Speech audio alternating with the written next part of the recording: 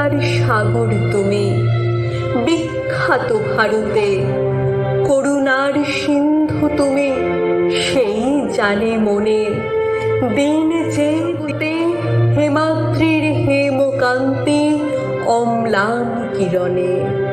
কিন্তু ভাগ্য বলে পেশ মহাপর্বতে যেজন আশ্রয় লয় সুবর্ণ চরণে, সেই জানে কত গুণ ধরে কত মতে গিরিশ, কি সেবা তার সে সুখ সদনে।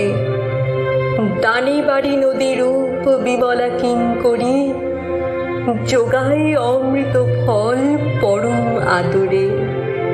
দীর্ঘ শির তরু দল দাসরূপ ধরে, পরিমলে ফুলকুল 10 দিশ ভরে।